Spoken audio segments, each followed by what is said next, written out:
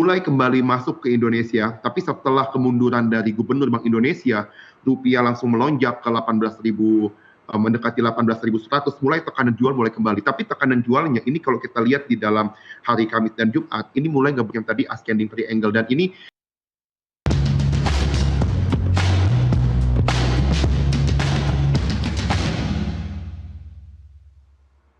Anda kembali lagi bersama kami di Nusantara Business Hour dan kita memasuki segmen Market Lock.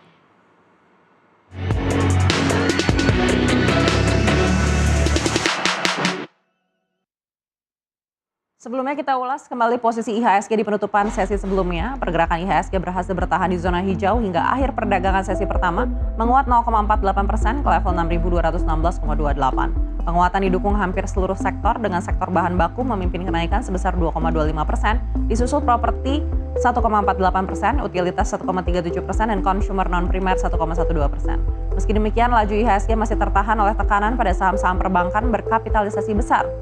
Berikutnya kita lihat seperti apa pergerakan IHSG di menit-menit terakhir menuju penutupan perdagangan di akhir pekan ini. Kita lihat masih berada di zona hijau, 0,76% menguat di 6.233,12. 444 atau mayoritas emiten terapresiasi, 179 terdepresiasi, dan 166 stagnan. Kapitalisasi pasar di 10.935,23 triliun.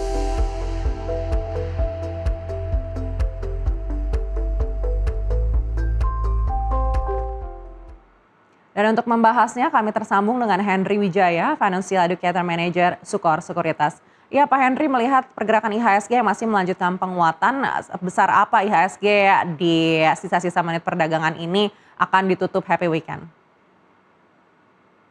ya kalau kita lihat memang beberapa waktu terakhir ya kita perhatikan memang IHSG ini sedang membentuk sekarang ascending triangle, Bu Mariana. Dan memang kalau kita lihat semenjak seminggu terakhir foreign net sale itu kembali besar. Kalau kita lihat seminggu lalu kan mulai kembali masuk ke Indonesia, tapi setelah kemunduran dari Gubernur Bank Indonesia, rupiah langsung melonjak ke 18.000, mendekati 18.100, mulai tekanan jual mulai kembali. Tapi tekanan jualnya ini kalau kita lihat di dalam hari Kamis dan Jumat, ini mulai nggak yang tadi ascending triangle, dan ini kita berharap akan mulai menuju resistance terdekat di 8386. Jadi saya rasa ini untuk nanti penting, kalaupun dia ada turunnya tuh maksimal. Baik, Pak Henry, kalau kita lihat penguatan yang ada saat ini 6.200-an begitu.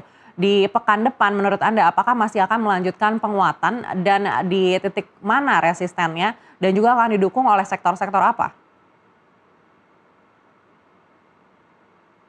Baik, kalau kita perhatikan sekarang di level 6.200 saat ini sekarang secara risk to reward-nya itu memang sangat bagus. Kalau kita lihat ini upside-nya bisa sampai 6386, Bu Mariana, dan juga range-nya jadi bergerak antara 6.079 sampai 6386. Dan sektor yang bisa teman-teman perhatikan sebenarnya saat ini kalau kita lihat di batu bara sendiri yang harga masih cukup tinggi ya, dan saham-saham batu bara juga masih diakumulasi dengan cukup besar. Kita lihat ada ADI juga sekarang akumulasinya masih di sana, ITMG juga saat ini masih terjadi akumulasi dari foreign yang masih cukup besar, BRMS ya, emas juga sekarang kan di level support yang cukup kuat di 4.000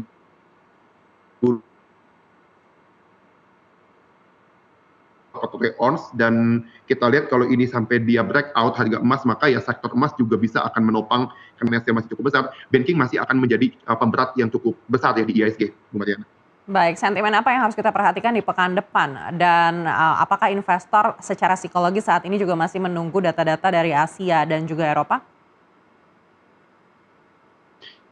Jadi minggu depan ini di hari Senin itu akan ada data balance of trade ya. Jadi kita lihat selama dari 2020 bulan balance of trade neraca perdagangan kita 1,6 miliar. Dan sekarang kita juga dapat kabar bahwa memang untuk ekspor nikel ya dan juga beberapa komoditas itu mengalami di stop ekspornya karena ada tata kelola logam tanah jarang yang ditemukan. Ini juga sekarang sedang jadi perhatian karena kalau ekspor ini terhambat, maka defisit balance of trade mungkin di bulan-bulan berikutnya akan makin besar dan itu akan makin membuat rupiah tertekan. Dan kalau rupiah tertekan tentu akan membuat foreign makin nggak nyaman untuk bisa invest di saham-saham kita. Nah, sekarang kalau kita lihat di minggu depan, beberapa hal yang mungkin bisa menjadi titik terang karena tadi kita lihat polanya sedang ascending triangle, dengan apa itu bisa divalidasi mereka bisa tetap naik atau nanti bisa breakout resist 6386 karena memang sekarang harga minyak kembali turun dari kemarin sempat udah $100 Bu Maria. Ya, sekitar minggu ini kan all time high-nya di $100 sekarang udah turun ke kurangi tekanan ke rupiah kita karena net imported minyak kita itu masih cukup besar sekarang. Dan subsidi kita bisa berkurang kalau harga minyak kembali turun, subsidi BBM dari Pertalite ini bisa turun, ini kan bisa membuat rating kita, Fitch, Moody's bisa lebih positif. Kedua, The Fed ini akan naikin suku bunga, tapi yang menarik adalah kali ini kenaikan suku bunga The Fed itu membuat dolar indeks turun. Biasanya kan dolar indeks naik kalau suku bunga naik. Karena kenapa bisa terjadi? Karena inflasi Amerika saat ini menjadi concern The Fed kemarin ketika dia menahan suku bunga dan September probability untuk naikin bunganya sangat besar, Bu Mariana. Selama ini kalau inflasi Amerika tinggi, ini akan membuatkan negatif real yield bagi investor karena dia megang bonds, yieldnya itu nggak menarik kalau dibanding inflasi tinggi. Makanya terjadi tekanan jual di bonds. Tapi dengan sekarang target asumsi inflasi ke depannya akan turun. Nah kalau asumsi inflasi turun, kita bisa lihat sekarang bonds Amerika kembali diborong. Kita lihat di sekarang 4,4% kembali menguat dan itu yang kita harapkan bisa menjadi sentimen penggerak untuk membuat IHSG bisa breakout di. Baik, Pak Henry, tadi Anda sampaikan di bulan September nih probabilitas The Fed ini masih akan menaikkan suku bunga. Ekspektasi Anda kenaikannya ini akan berapa besar dan juga apakah akan terjadi secara bertahap hingga di tahun depan? Sorry, suaranya putus-putus. Kenaikan apa, Ibu? Kenaikan suku bunga The Fed di bulan September. Maaf. Ekspektasi Anda Suaranya akan sebesar putus-putus. apa kenaikannya? Oke, kenaikannya itu ditargetkan 25 basis point, Bu. Jadi dia memang nggak bisa juga terlalu agresif ya untuk naikin sampai 50 basis, Bu Mariana, karena secara debt to GDP Amerika sendiri sudah besar. Makanya selama ini kan kita lihat Kevin Walsh itu kan memang orang yang dipercaya Donald Trump. Donald Trump tentu dari dulu kan ngedorong suku bunga turun. Ini bisa dia naikin 25 basis aja. Saya rasa juga pergolakannya akan cukup besar tekanannya. Makanya saya rasa walaupun naiknya mungkin 25 basis point, Bu. Baik, dan apakah akan bertahap untuk hingga di tahun 2027 nanti kenaikan ini? Sampai 2027 targetnya maksimal kenaikannya 2 kali, Bu. Jadi 25 basis. Jadi totalnya sampai akhir tahun diprediksi sampai saat ini di FedWatch itu mencapai 50 basis point, Bu Mariana. Baik, lalu seperti apa ini akan mempengaruhi emiten perbankan kita di dalam negeri?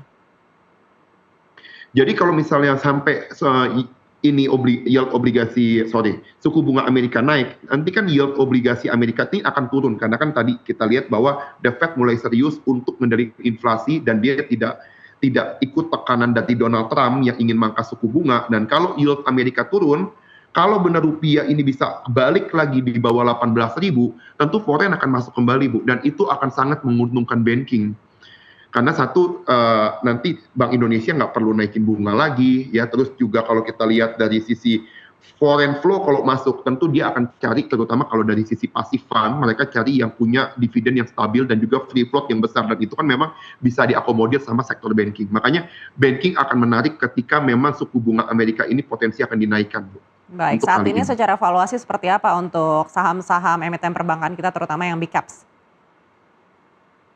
Sebenarnya sudah murah sekali kalau kita lihat ya untuk bahkan kalau lihat dividen yield aja BRI Mandiri saat ini di sekitar bisa 10-12%. Jadi memang kalau dari kita lihat selama historical jarang sekali ada momentum seperti ini nunjukin bahwa memang sangat murah sekali valuasi untuk banking kita saat ini, Bu Mariana. Baik, kalau memang ada potensi saham-saham dari emiten perbankan ini akan melonjak di kuartal keempat, let's say di 2026 ini. Apakah Anda lihat ini akan menjadi motor penggerak IHSG untuk mencapai kenaikan tertentu di akhir tahun? Betul, Ibu. Jadi memang kalau banking sudah naik, otomatis kita bisa ngebaca bahwa flow terutama dari sisi foreign akan menguat. Dan kalau memang ini bisa kita outperform masuk ke kita masuk ke sektor yang dianggap overweight ke depannya oleh berbagai rating yang saat ini masih beberapa kan kayak Fitch, Moody's masih negatif lihat ke obligasi kita kan. Kalau ini akan naik terus saham kita, ini bukan nggak mungkin ratingnya akan mulai berubah.